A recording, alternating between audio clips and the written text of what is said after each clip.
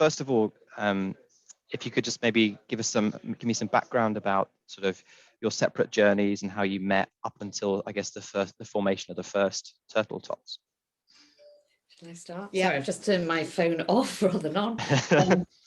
Yeah, so we launched Turtle Tots in Bristol. Gosh, it must be 12 years ago now. And so that was basically, I'd had another swim school and moved back to Bristol, which is where I had my little girls, and just decided to jump back in the pool again, and do something, a bit different with the babies, which then evolved into the Turtle Tots program, which was a much more holistic but child-led baby swimming program.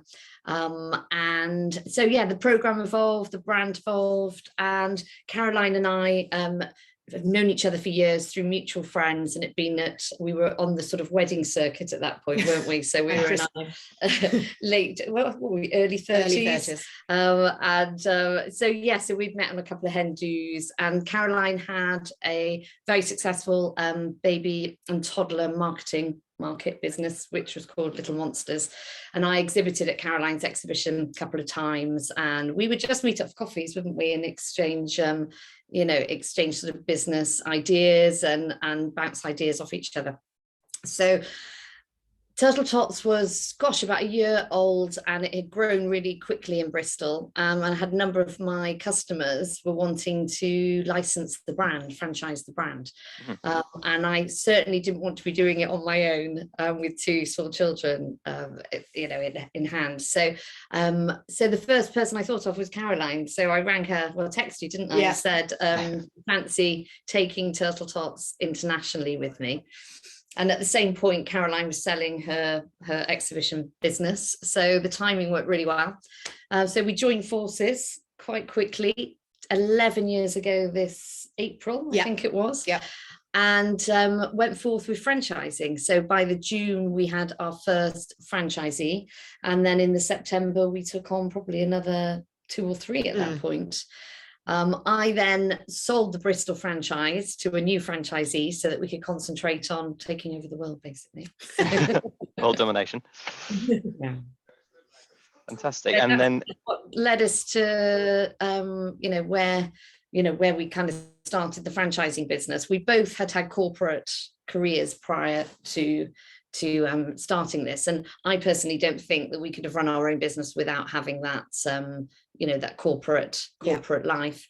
So I'd done a business degree in Manchester and joined Marks and Spencer's on their graduate training scheme, which at the time was quite good, and I travelled around the country with those guys and did stints at head office and stuff. And then when I had my girls, who were quite close in age, I didn't want to go back into that grueling 72 hours a week.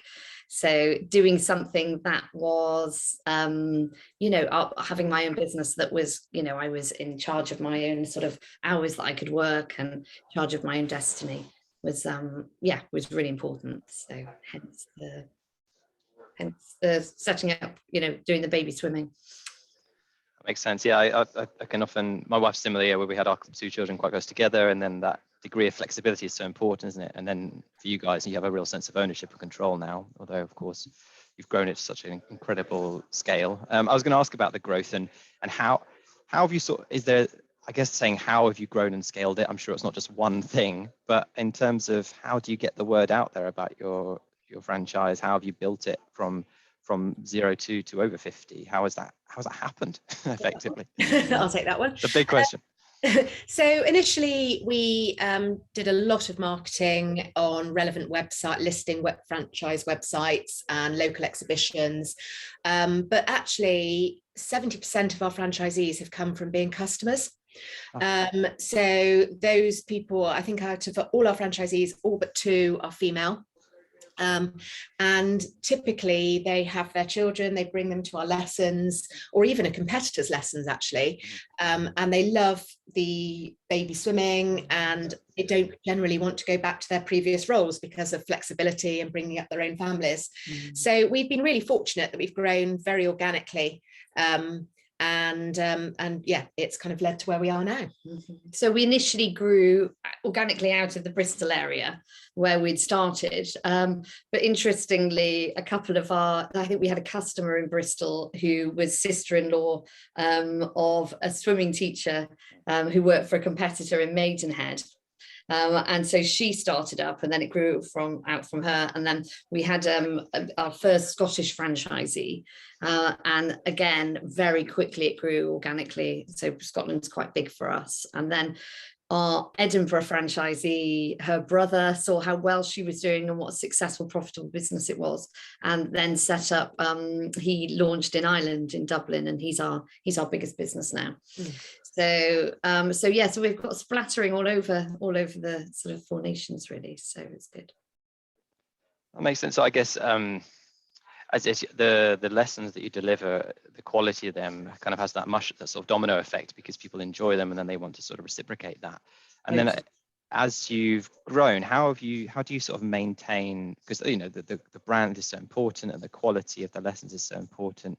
How do you guys go about ensuring that sort of level of service and the way it's delivered is consistent and remains such a great standard? Yeah, sure. We're great believers in gearing up for future growth. And, we've always had that philosophy ourselves. Even when it's gone slightly wrong, we've had to cut back a little bit, but we've always sort of tried to get there before the need's there. So we work really closely with our franchisees to make sure they've got the right people in the right place at the right stages of growth.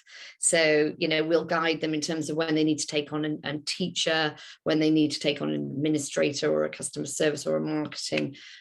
So we have amazing business training and aquatic training, but we also have training, that annual sort of strategic catch-ups with the franchisees to make sure. And we also have a big aquatic team who basically champion what's going on out there in the field. I think there's also there's an element of self-regulation in franchising. We're very fortunate with the amount of peer-to-peer support that's amongst our franchisees, and no franchisee wants to see another franchisee letting the brand down. So there's a certain amount of self-regulation as well. That makes perfect sense. I might ask in a tiny bit about the pandemic. We could just sort of gloss over it for us now. But outside of that horrible time, what would you say has been sort of your biggest challenge along the sort of journey of the last 11 years? And then how did you overcome it? Or was there like one big lesson that you took away at one stage? Probably before the pandemic, because nothing will phase us anymore, touch wood. Yes. We decided to internationalize the business. Quite a few years ago now. So we launched Ireland, and that was a great success. That was our pilot. And then we launched in Melbourne in Australia. And again, it was a massive learning curve for us, actually. It took up a lot of time from everybody at head office focusing their efforts on launching the brand over in Australia. And our business development manager went over there for a while, and we set up, helped find the pools, and our Australian franchisee came to the UK and did all of the training here with us. So we invested quite a lot of time in the front end of the business. The individual that took on the franchise was actually a university friend of mine, so there was a lot of trust there in terms of her putting in the hours and ensuring that this was a massive success for us. Yes, it was a big learning curve in terms of choosing the right person for the international market, because Rachel very much wanted it as a lifestyle business. And she had subsequently went on another child, and she had 3 children under 5 or something ridiculous at the time. So she had a lot going on, and it didn't take off in the way she wanted it. So she was quite disappointed, and didn't take off in the way we would have wanted a big country like that to take off. So yeah, there were but it was a great learning curve for us, wasn't it? Definitely. Yes, definitely. I think as you said, it was about choosing the right person, and I think we underestimated the amount of financial and human resources really that were involved in doing it properly. So yeah, well, I think that's business, isn't it? If you don't take the risks or take the chances, then you'll never learn the lessons, and then you won't be able to work them into your decisions going forward. I mean, if one of your close friends came to you now and said that they were thinking of starting a franchise, maybe not a direct competitor, so not a swim school, let's say a dance or something, and you were going to give them sort of one piece of advice just at the very beginning of the journey, what might that be? I know that might be, you have to go bring yourself right back to when you first started out. Just networking and asking lots of questions, and there's such great business networks out there, particularly female networks actually, as well as all the other networks. So it can be quite lonely setting up your own business if you're doing it on your own, even if it's part of a franchise. But there's a wealth of information and best practice out there. Yeah, and I think we always say that whenever we go to any kind of networking meeting or any meeting generally, you always come away with one nugget or something that that is useful in running your business. Yeah, I like that. In terms of your franchisees, if they are, how much sort of guidance or advice or expertise do you give them when they're trying to get customers, I guess, or get members into their schools? Say they're struggling. Is there like an effective way that you try and market them, or do you lean on expertise within the business that helps them, I don't know, promote their social media, for example? So we cover off marketing as a big part of the initial business training. Obviously core, the two big challenges I think when they're starting their businesses, one, finding the pools to rent to have the lessons in, and the first getting their initial customers. I think sometimes it gets slightly easier once they've got their first, they grow more organically once they've got their first 100 customers or so. So what we cover off really in the marketing training, it's changed over the last 11 years because it's less reliance on leafleting and more reliance on digital media. So very much social media and using Google effectively, reviews, etc. So we cover that off in quite a lot of depth, and then we are very much, for example, last summer we had a webinar on Google My Business for franchisees. So we hopefully, identify when there's trends in digital marketing in particular that we can help them with to further their business. And then we have an annual conference, which is normally September. We haven't had that for a couple of years, and we go to them and ask them if there's anything in particular they want us to cover off, and that could be anything from neuroscience and how babies learn to to using Google AdWords. So but we're very much on hand. We always say very much on hand for any questions. We'd rather they came to us and asked the question than reinvent the wheel. We're also always investing heavily in our IT systems, our website, and our back office systems to ensure that the customer interface is as good as it possibly can be. That makes sense. Yeah, and I guess having those sort of September meets, which I guess you haven't, as you say, haven't had for a while, helps nurture that sort of community spirit amongst your franchisees, right? Everyone's part of the brand, they get to know each other, and then they can bounce ideas off each other. I also might steal the Google My Business webinar idea. I think it's a really good idea. I can give you the person to speak to who will run it for you. That'd be great. I really like that idea.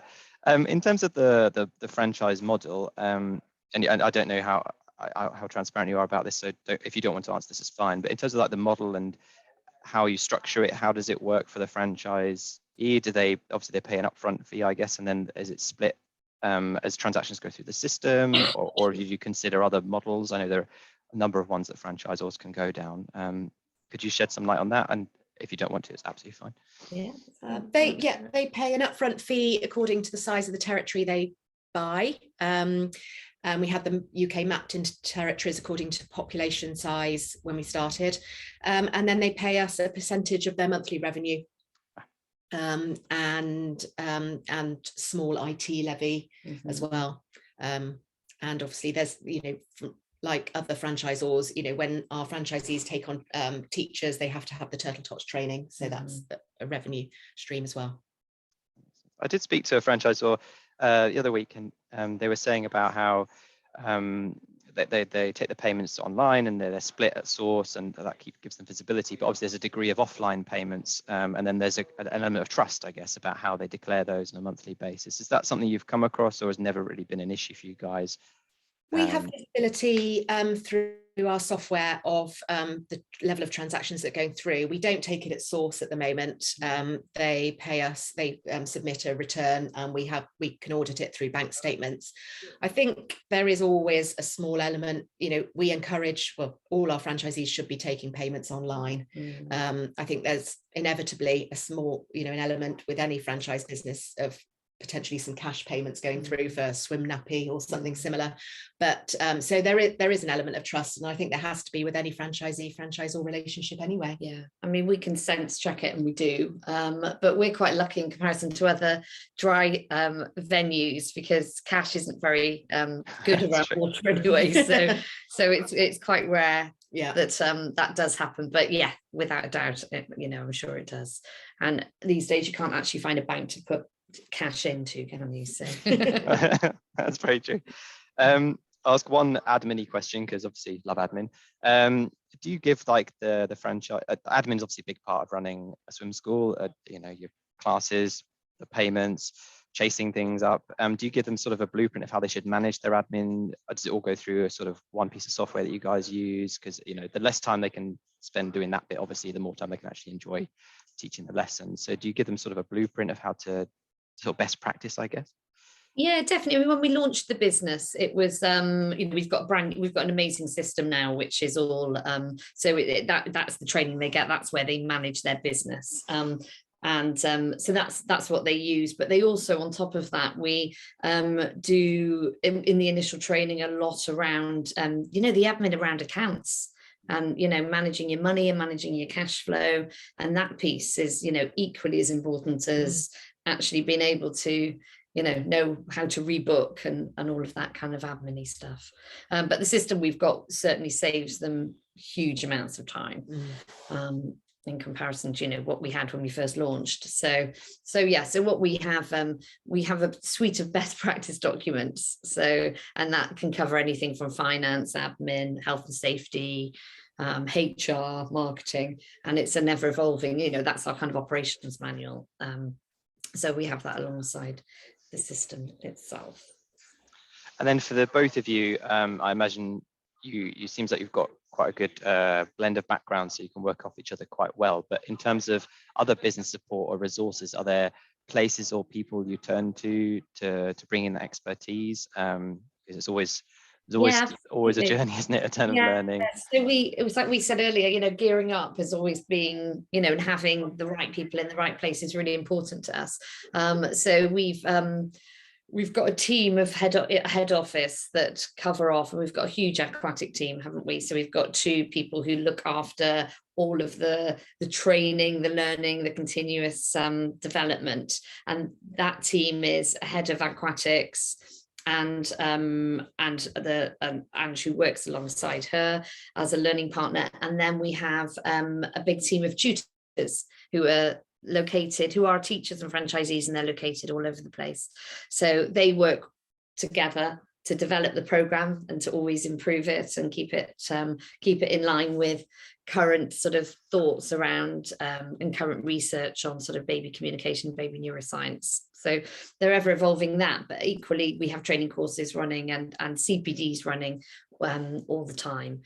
And then on top of that, we've got an amazing finance manager who helps with anything, and everything really, in terms of company structure and any questions the franchisees might have that their accountants can't answer, or so we've got that. And then we have a number of different administrators, don't we? And I think what we've been fortunate to build up is some really key suppliers. So where we don't have the expertise in-house, we've got a fantastic solicitor, accountant, someone who's looking after our marketing. We've got HR consultants. So having those kind of key people that when you don't know what you're doing, at least you can go to them, and they know our business as much as us almost.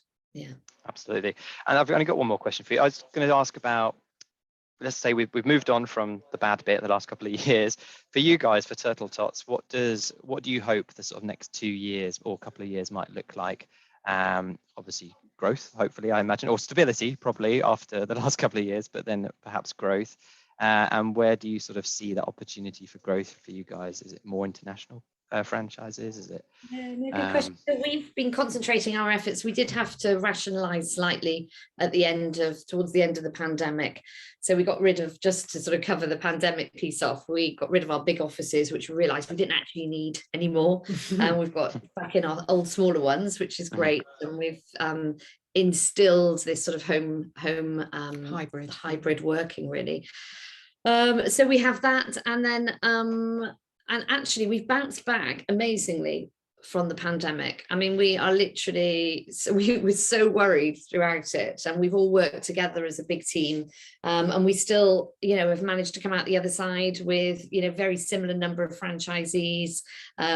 Teacher recruitment's going well at the moment. We've had a couple of really good months, so there's a lot of pent-up demand for what we have, so we're running with that. Our biggest challenge is pools. So that's a big sort of enabler for growth. The more pool space we have, the more we can satisfy the demand that we have for our lessons. So a big thing that we're looking at is building our own pools. So that's a big project that we have. And the international piece is certainly on the table. It's not something we're constructively concentrating on because it's still a bit, you know, risky, but there's quite a lot of movement apparently at the moment in the international market. So people looking for opportunities. So yeah, I would say those two are the main, and those two areas of those two projects have always been our kind of the area where we feel that we can grow from the size we are now to, you know, a much bigger business. So build more pools is the message there, isn't it? I think to empower you. There was actually there was one question I was going to ask, which we moved on from, just in terms of the visibility you guys have. So obviously with the number of franchises across the country, do you have quite clear visibility on how they're performing, and then you could identify ones that potentially needed a bit more support? Is that easy for you guys to do? Yes, we do that through the software we've got. Yeah. And also, so that's kind of obviously quantitative rather than qualitative. We also do it just through, you know, we obviously talking to them and communicating frequently, really. So that's the two ways of we see how we're getting on. And it tends to be when we have, you know, for example, we terminated a franchise agreement last week, and which is a rare thing we have to do, but we have to do it occasionally to uphold the brand, really. And again, the first kind of warning of that was a couple of customer complaints, and that tends to be, that sets alarm bells generally. Was that I'm not focusing on that particular circumstance. If that has happened before, I imagine that's quite a big. That felt like the first time that ever happened. Probably felt like a big decision, right? Yeah, and it probably is the first time, I would say. Oh, is it? Okay. To kind of, usually what happens is we talk to our franchisees a lot, so we know when things are maybe slightly slipping or they're becoming a bit more sort of disillusioned and want to move on and, you know, do something else. So generally we have pretty much always we manage to resell territories to either a neighbouring franchisee or one of the teachers.